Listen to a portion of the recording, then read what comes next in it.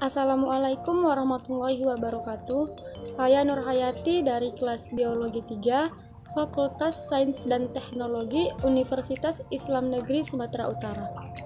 Baiklah, pada video kali ini saya akan menjelaskan materi bahasa Indonesia yang berjudul tentang kutipan. Baiklah, langsung saja kita masuk ke pengertian kutipan. Kutipan merupakan suatu kalimat yang berisi gagasan, ide, atau pendapat seseorang yang dijadikan bahan acuan yang diambil dari berbagai sumber. Sumbernya bisa dari media cetak, online, atau audio. Kata kutipan berdasarkan KBBI memiliki arti pungutan atau kutipan.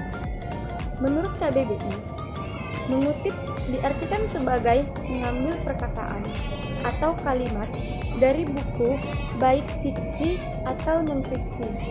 Jenis kutipan. Jenis kutipan ada dua, yaitu kutipan langsung dan kutipan tidak langsung. Kutipan langsung adalah pinjaman pendapat dengan mengambil secara lengkap kata demi kata, kalimat demi kalimat dari sumber teks asli. Kutipan langsung secara utuh mengutip teks yang akan dijadikan rujukan. Kutipan tidak langsung adalah pinjaman pendapat yang mengambil intisarinya saja. Kutipan tidak langsung hanya mengambil pokok-pokok pikiran atau intisarinya saja. Teknik mengutip berdasarkan bentuknya. Yang pertama, kutipan langsung. Untuk teks yang tidak lebih dari 4 baris, maka dapat dilakukan dengan langkah-langkah sebagai berikut. A. Kutipan terintegrasi dengan teks. B. Kutipan diawali dan diakhiri oleh tanda kutip. C. Jika teks utama ditulis dengan 2 atau 1,5 spasi, maka kutipan pun ditulis 2 atau 1,5 spasi. Hal yang sama terjadi ketika teks utama 1 spasi, maka ditulis 1 spasi. D. Mencantumkan sumber referensi. Adapun untuk kutipan yang lebih dari 4 baris memiliki cara penulisan sebagai berikut. A. Kutipan dipisahkan dari teks utama. B. Kutipan tidak diawali dengan tanda kutip. C. Kutipan ditulis 1 spasi walaupun teks utama 2 atau 1,5 spasi.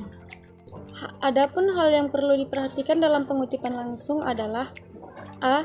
Ketika mengutip, apapun yang terdapat dalam teks harus ditulis apa adanya, walaupun dalam teks sumber terdapat kesalahan. Hal ini dapat ditandai dengan menggunakan simbol buka kurung, siku dengan berisi tulisan sich. B. Teknik menghilangkan bagian yang tidak perlu. Untuk menyiasati hal ini, maka yang harus dilakukan adalah memberikan titik elipsis atau 3 titik pada bagian yang akan dihilangkan. Yang kedua, kutipan tak langsung. Karakteristik kutipan tak langsung berbeda dengan kutipan langsung. Hal ini dapat dilihat dari teknis penulisannya sebagai berikut. A. Terintegrasi dengan teks utama. B. Teks diapit oleh tanda kutip. C. Teks kutipan sesuai dengan teks utama. Jika 1 spasi, maka 1 spasi.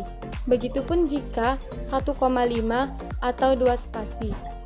D. Mencantumkan sumber kutipan. Kemudian masuk ke teknik mengutip berdasarkan penulisan sumbernya. Yang pertama itu ada namanya catatan dalam tubuh. Catatan tubuh dilakukan ketika penulis mencantumkan sumber kutipan setelah selesainya sebuah kutipan dengan menggunakan tanda kurung. Dalam catatan tubuh terdiri dari 3 unsur, yaitu nama pengarang, tahun terbit, dan halaman. Untuk nama pengarang, cukup ditulis nama akhirnya saja dan ditulis tanpa gelar.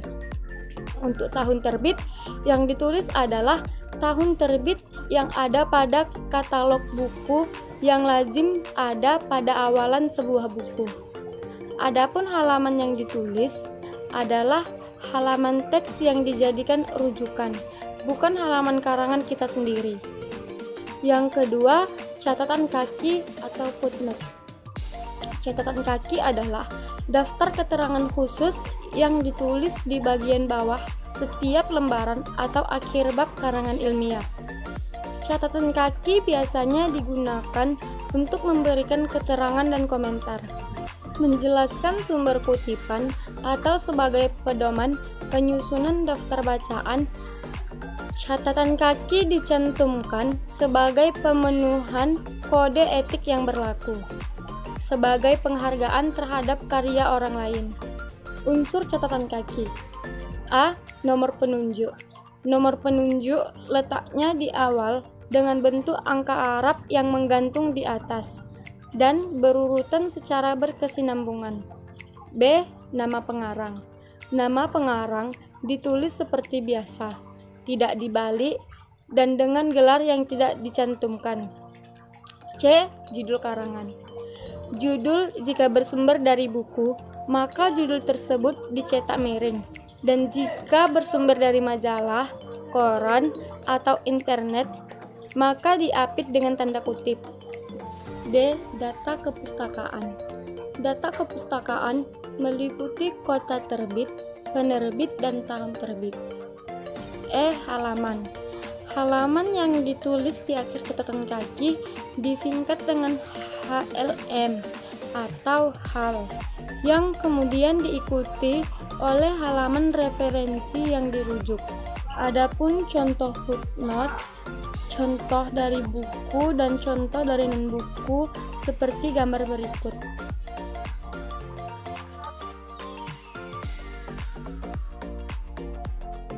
Jika sumber kutipan yang dikutip lebih dari sekali, maka kutipan-kutipan selanjutnya cukup diawali dengan istilah ibid, load-sheet, dan opt-sheet.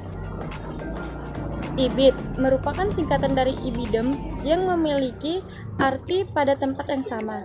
Penulisan ibid dilakukan jika kutipan yang telah dikutip berasal dari sumber rujukan yang sama tanpa jeda oleh kutipan lain.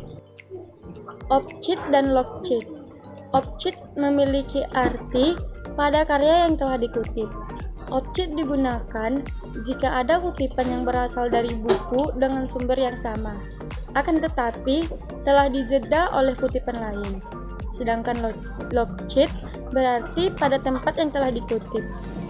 Log-sheet digunakan jika ada kutipan yang sama dan dapat berasal dari bukan buku, yakni bisa jurnal, makalah, akan tetapi telah dijeda oleh kutipan yang lain. Kiat-kiat mengutip. Yang pertama, menerangkan kutipan. Dalam menerangkan kutipan, penulis dituntut untuk membahas kembali kutipan yang telah ia kutip dengan pandangannya atau dengan mengaitkan antara kutipan dengan pembahasan yang dibahasnya. Yang kedua, memperkuat gagasan dengan kutipan. Dalam memperkuat gagasan, kutipan diletakkan setelah pendapat penulis. Yang ketiga, menyimpulkan beberapa kutipan. Dalam menyimpulkan beberapa kutipan, syarat utamanya adalah kutipan-kutipan tersebut harus satu konsep atau sederajat, sehingga memungkinkan untuk melakukan penyimpulan.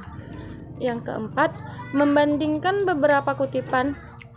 Untuk membandingkan beberapa kutipan sebetulnya hampir sama dengan menyimpulkan, yaitu konsepnya sama.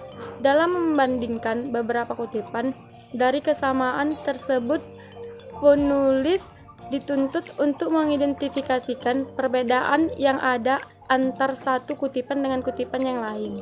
Jadi yang dibandingkan adalah persamaan dan perbedaannya. Baiklah, sekian penjelasan dari saya mengenai materi kutipan. Jika ada kesalahan kata, saya mohon maaf. Kepada Allah saya mohon ampun. Dan terima kasih saya ucapkan kepada dosen Bahasa Indonesia, yaitu Ibu Junaida, yang telah menuntun kami selama 1 semester. Wabillahi taufiq wal hidayah. Wassalamualaikum warahmatullahi wabarakatuh.